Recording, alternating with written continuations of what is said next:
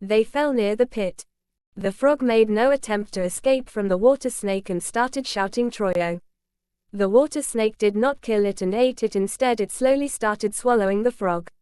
From the catch. A snake's mouth is wider than its average size. I heard that they can swallow animals larger than their mouth circumference.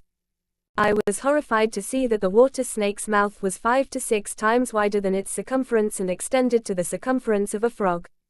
The mouth of the snake expanded and expanded until the head became thin and transparent like a balloon. It looked as if the frog was pressing into the balloon where the 2 black eyes were stuck. It took hours for the snake to swallow the big frog. Every 10 minutes, it would open its balloon mouth and pull in the frog one thread at a time. Screaming and shouting, the tired frog was swallowed. I did not believe that the snake would swallow the frog until the snake's mouth reached the frog's stomach. But the snake swallowed the frog up to its stomach. Swallowed further. Slowly the frog's head and forelegs also moved into the snake's throat. Although the frog is dead, it looked good squirming in the snake's throat. I tried to take a picture of a snake swallowing a frog on camera. But the photos did not come out well due to the cross grass leaves and the shade of the tree. The snake swallowed the frog with difficulty. But it seemed to me that it ran into more problems. What would it be like if a frog of half a kilogram size sat inside the stomach of a snake that was like a thin string? The belly of the snake was swollen like a big knot. The snake could not even move around carrying the food it had swallowed. After swallowing it, the snake lay there motionless. I started to wonder if the snake was lying there until the frog was dead and digested. Couldn't imagine what was next.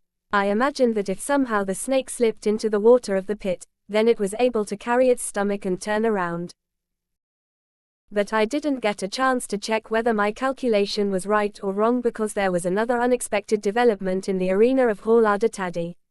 Every time I came there to take a photo, 2 redheads were doing something in the bushes talking to each other as Korkot or Gook. Many times they stole and ate eggs and chicks from many bird nests that I had planned to photograph and ruined my plan.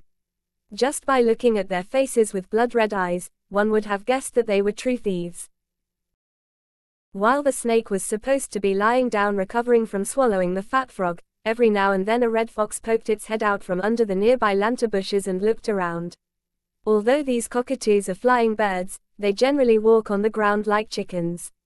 Only when driven, they fly like those who have just learned to fly, flapping their wings in haste. A red-headed snake peeked out from under the bushes and saw a snake in the pit. Before leaving, Kembuta also attended to its sound. Another replied to the red snake. As I was sitting there, I could not tell that my photo-taking program was not ruined by the sight of the Rudra drama unfolding in front of me. The snake, which had been recovering by daringly swallowing the frog, was now helplessly caught in the hands of the rednecks. The food inside the stomach now killed it. Seeing the reds, the snake gathered all its strength and tried to escape by crawling towards the pit. But it could not move an inch because of the frog that was sitting like a bundle in its stomach. Finally, it shook its neck at the reds and pretended to bite. But the reds didn't give a damn about this. But none of the rednecks took the trouble to bite the snake. Instead, they went to the tail of the trapped snake and began to eat it piece by piece like a snake breaking its chain. The snake was biting all the stone sticks in front of it because of the pain or irritation of cutting its tail. But the red bears continued to eat at the tail regardless of this. As a last-ditch effort to save his life, the snake decided to run away by hooking the frog. But the bite that had been swallowed hard for hours. Can it be steamed so easily? It was trying to push the frog towards the throat, which could be seen by its rhythmic movements.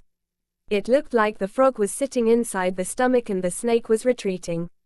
But by the time the snake had pushed the frog past the throat, the frogs had eaten more than a quarter of the snake's tail. Then they drank the water from the well, talking to themselves whether their stomachs were full or not, and without paying any attention to the snake lying there with its tail cut off, they crept under the lantana and left.